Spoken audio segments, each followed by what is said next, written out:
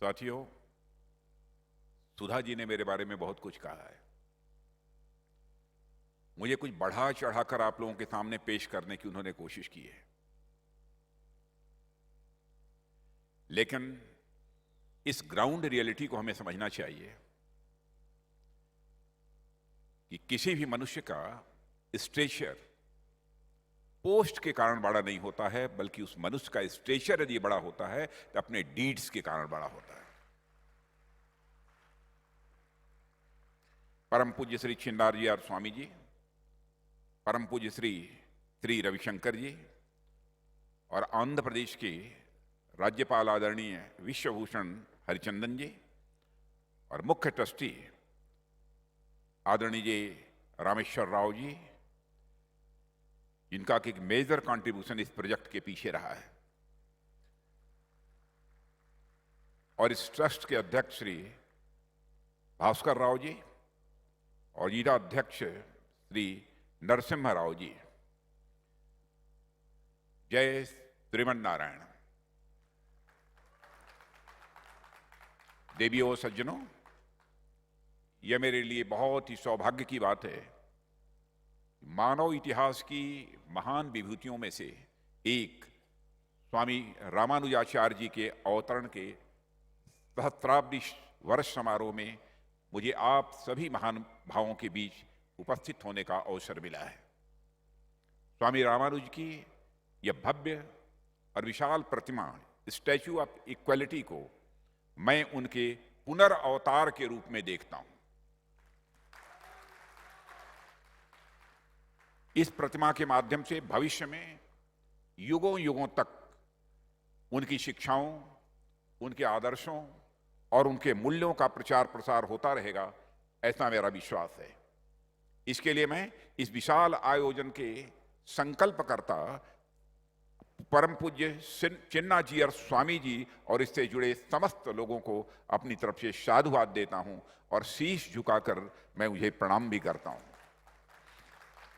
देवियों और सज्जनों, आज मैं आप लोगों के समक्ष अद्वैत, द्वैत और विशिष्टाद्वैत की बात करूं, तत्व, हित और पुरुषार्थ की बात करूं, या चित्त, अचित्त और ईश्वर की बात करूं, तो मेरी दृष्टि से यह सूरज को दीपक दिखाना होगा। आप स्वयं इन विषयों के विद्वान हैं, पर स्वामी रामानुजाचार्य जी को अब तक मैंने जितना जाना है, समझा है, उस पर कुछ बातें जरूर मैं आप सबके सामने रखना चाहूंगा। देवियों सज्जनों, हमारे देश की संस्कृति शुरू से ही विविधताओं से भरी रही है, डाइवर्सिटी से भरी रही है। हमारे प्राचीन ग्रंथों में उल्लिखित सुर, असुर, नाग, यक्ष और किन्नर जातियों से लेकर वर्तमान की अनेक जातियों, धर्म, दर्शन और संप्रदाय दुनिया भर में भारत की विशिष्टता का यह कारण रहे हैं। और इतनी विविधताओं के बीच कभी सहमति तो कभी असहमति होना यह स्वाभाविक हो जाता है। इस तरह की असहमतियों को दूर करने, या थोड़ी साहित्यिक भाषा में जिसे हम कहें तो विरुद्धों के बीच सामंजस्य स्थापित करने के लिए समय समय पर हमारे समाज में महान विभूतियां अवतरित होती रही हैं। इन्होंने अपने ज्ञान और दर्शन से न केवल समाज को तात्कालिक रूप से जोड़ने का प्रयास किया है, बल्कि सामाजिक समरसता के भविष्य का भी मार्ग प्रशस्त किया है। स्वामी रामानुजाचार्य जी भी मैं समझता हूं कि इसी तरह की विविधताओं में संतुलन स्थापित करने वाले एक महान सेतु पुरुष थे। आदिशंकर के बाद सनातन धर्म पर जिन महात्मा का सर्वाधिक असर हुआ है वह हमारे रामानुजाचार्य जी थे। आचार्य शंकर, रामानुजाचार्य जी, माधवाचार्य जी, ये तीन विभूतियां ऐसी थीं जिन्होंने हिंदू आध्यात्मिक जीवन को एक समेकित आधार दिया। हालांकि तीनों एक दूसरे के समर्थक नहीं थे। हिंदू धर्म से जातीय गैर बराबरी दूर कर समानता का संदेश देने वाले रामानुजाचार्य जी पहले संत थे। उन्होंने जात की जकड़न से धर्म और हिंदू संत परंपरा को मुक्त किया। 1000 साल पहले उन्होंने गैर बराबरी तोड़ते समानता का परचम लहराते हुए वैष्णव संप्रदाय को सभी जातियों के लिए खोल दिया। उन्होंने तथाकथित अछूत तथा पिछड़ी जातियों के लिए भी धर्म, भक्ति और पूजा के दरवाजे खोले। हम आज जात से मुक्त होने की कामना करते हैं, जातियों को तोड़ने और एक समरस भारत को बनाने का संकल्प लेते हैं। कल्पना कीजिए, 1000 साल पहले रामानुजाचार्य जी ने तत्कालीन सामाजिक व्यवस्था की परिधि में रहते हुए भक्ति में समानता का उद्घोष किया था। उनका कहना था कि भक्ति सभी जातियों और संप्रदायों से ऊपर है। वे ईश्वर की आराधना के लिए जातीय समानता के हिमायती थे, जिस समानता के सिद्धांत को हमने 72 ईयर्स पहले अपने संविधान में अपनाया था। रामानुजाचार्य जी 1000 साल पहले उसकी आवाज बन रहे थे। उन्होंने वैष्णव संप्रदाय को एक उदार मानवतावादी सामाजिक आधार भी दिया था। उस वक्त धर्म और सनातन हिंदू परंपरा की प्रैक्टिस कुछ खास वर्गों के लिए ही हुआ करती थी। रामानुजाचार्य जी के अथक प्रयासों से ही भक्ति आंदोलन जन जन तक पहुंचा था, खासकर समाज की पिछड़ी जातियों और निचले पायदान तक। रामानुजाचार्य जी ने समूचे भक्ति आंदोलन को एक दार्शनिक आधार दिया। उनका मानना था कि वैदिक सूक्त और उपनिषद के मंत्र रटने मात्र से ही ज्ञान प्राप्त नहीं होता है। ज्ञान का स्रोत ईश्वर की भक्ति में है और निष्काम कर्म से ही सच्ची भक्ति की शुरुआत होती है। रामानुजाचार्य से ही भक्ति आंदोलन उत्तर भारत में पहुंचा। उनके खास शिष्य रामानंद जी ने ही उत्तर भारत में भक्ति आंदोलन के वाहक की भूमिका निभाई। रामानंद जी के शिष्यों में सभी जाति और वर्ग के लोग भेदभाव भूल कर आए। तथाकथित पिछड़ी जातियों ने भी अपने संत और भक्त कवि भी पैदा किए। उत्तर भारत में इस वैष्णव परंपरा में जो भक्ति कवि हुए, उनमें कबीर, रैदास, सेना, रजब, पीपा जैसे संत पैदा हुए, जो जुलाहा, चर्मकार, धुनिया, नाई, कुम्हार आदि जातियों से आते थे। समरसता का इससे बड़ा उदाहरण और कोई दूसरा क्या हो सकता है कि उन्होंने अपने गुरु मंत्र को भी सभी के साथ साझा किया, चाहे वह किसी भी जात का हो। मंत्रों की प्राप्ति के लिए वे एक ही योग्यता चाहते थे, समर्पण और साथ ही साथ सीखने की उत्सुकता। एक कथा है, आप सब इस संप्रदाय के विद्वान लोग, कुछ लोग कथा जानते होंगे, पर मैं उसे सुनाऊंगा, जो रामानुजाचार्य जी की महानता और सोच की गवाही देता है। रामानुज के गुरु यादव प्रकाश जी ने रामानुज जी को कान में गुरुमंत्र दिया। गुरुमंत्र गोपनीय तरीके से दिया जाता है। गुरु जी ने यह भी कहा कि यह मनुष्य की मुक्ति का मंत्र है, इसे अपने पास गुप्त रूप से रखना। रामानुजाचार्य मंदिर की छत पर चढ़ गए और देखा ढेर सारे भक्त आए हुए हैं। वह शोर मचा, चिल्ला चिल्लाकर सबके सामने मंत्र का उच्चारण करने लगे। गुरु ने इस कार्रवाई से नाराज हो उन्हें नरक में जाने का श्राप दे दिया। इस पर रामानुजाचार्य ने, गुरुदेव, अगर मेरे नरक जाने से हजारों नर नारियों को मुक्ति मिलती है तो मुझे नरक में जाना स्वीकार है। यह बात उन्होंने कही थी। रामानुज जी की इस उदारता से ही गुरु प्रसन्न हुए। उन्होंने कहा, जाओ, आज से विशिष्टाद्वैत मत तुम्हारे नाम से रामानुज दर्शन के नाम से जाना जाएगा। ऐसे थे रामानुजाचार्य जी। जीवन से मुक्ति का मंत्र लेकर मेरे पास ही क्यों रहे, उसे जन जन तक जाना चाहिए। रामानुज जी के समय समाज के प्रशासन और प्रबंधन का केंद्र मंदिर हुआ करते थे और मंदिरों पर समाज का एक वर्ग, एक खास जात का नियंत्रण था। रामानुजाचार्य जी ने बाकी जातियों के लोगों को मंदिर का 50% का काम आवंटित कर धर्म में समावेशिता को उन्होंने प्रोत्साहित किया। उनके प्रयास से मंदिरों में प्रवेश के लिए जात के आधार पर कोई प्रतिबंध नहीं रह गया। उन्होंने तय किया कि मंदिरों के रखरखाव में सभी जातियों की भूमिका हो, जो प्रेरणा स्रोत भी बने। उन दिनों मंदिर ही ज्ञान, रोजगार और संस्कृति के केंद्र हुआ करते थे। वही तब के विश्वविद्यालय थे, व्यापार और मेलजोल के केंद्र थे। उनका मानना था कि भोजन भले ही अलग अलग हो पर भजन साथ साथ होना चाहिए। बाद में उन्होंने इस अवरोध को भी तोड़ दिया और उनकी शिक्षा थी ईश्वर की भक्ति में किसी पुरोहित वर्ग की कोई जरूरत नहीं है। देवियों सज्जनों, रामानुज जी सगुण ईश्वर के उपासक थे।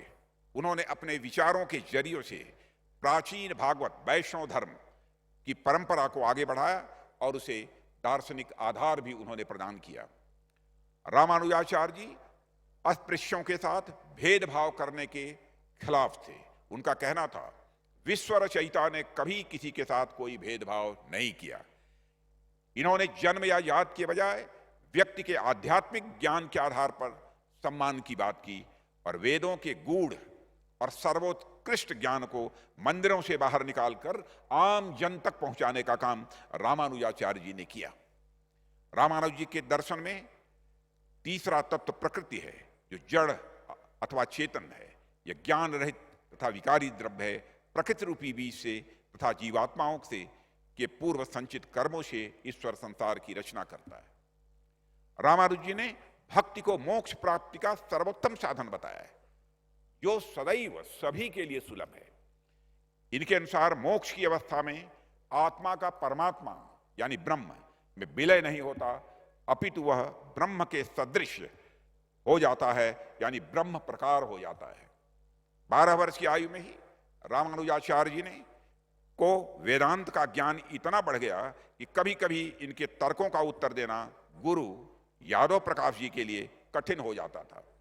इनकी विद्या की ख्याति धीरे धीरे बढ़ने लगी और वैष्णव आचार्य यमुनाचार्य जी इन्हीं दिनों गुप्त रूप से आकर इन्हें देख गए और इनकी प्रतिभा से बेहद प्रसन्न हुए।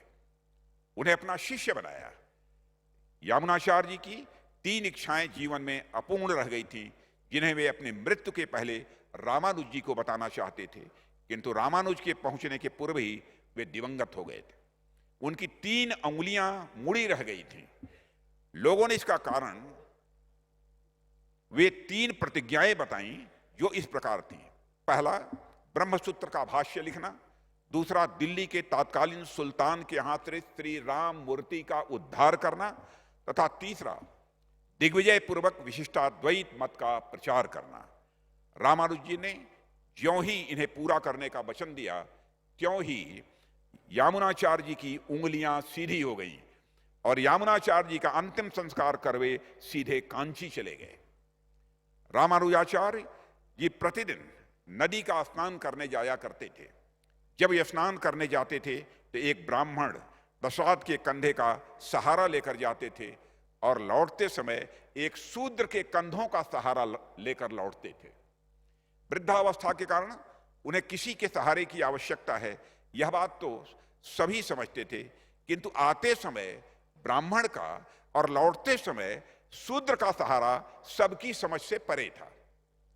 लोग आपस में चर्चा करते थे कि वृद्धावस्था में रामानुजाचार्य जी की बुद्धि को क्या हो गया है। नदी स्नान कर शुद्ध हो जाने के बाद अपवित्र शूद्र को छूने से स्नान का महत्व ही भला क्या रह जाता है। शूद्र का सहारा लेकर आए और स्नान के बाद ब्राह्मण का सहारा लेकर जाएं तो भी बात समझ में आती है। साथियों, एक दिन एक पंडित से रहा नहीं गया। उसने रामानुजाचार्य से पूछ ही लिया, प्रभु आप स्नान करने आते हैं तो ब्राह्मण का सहारा लेते हैं, किंतु स्नान कर लौटते हैं तो शूद्र आपको सहारा देता है, क्या यह नीति के विपरीत नहीं है? यह सुनकर आचार्य रामानुजाचार्य जी बोले, मैं तो शरीर और मन दोनों का स्नान करता हूं, केवल शरीर का स्नान नहीं करता हूं, शरीर और मन दोनों का स्नान करता हूं। ब्राह्मण का सहारा लेकर आता हूं और शरीर का स्नान करता हूं, किंतु तब मन का स्नान नहीं होता, क्योंकि उच्चता का भाव पानी से नहीं मिटता है, वह तो स्नान कर शूद्र का सहारा लेने पर ही मिटता है। यह बात रामानुजाचार्य जी ने कही। ऐसा उन्होंने कहा, ऐसा करने से हमारा अहंकार धुल जाता है और सच्चे धर्म के पालन की हमें अनुभूति होने लगती है। ऐसे थे हमारे महान रामानुजाचार्य जी, जिन्होंने भारतीय संस्कृति और संस्कार को एक नई ऊंचाई देने का काम किया। हमारी संस्कृति केवल इसलिए महान नहीं है, वह 5 या 10 हजार साल या उससे पुरानी की यह संस्कृति है, बल्कि यह इसलिए महान है कि स्वामी रामानुज जैसे श्वेत पुरुषों के माध्यम से आज से वर्तमान तक अविच्छिन्न रूप से यह जुड़ी हुई है।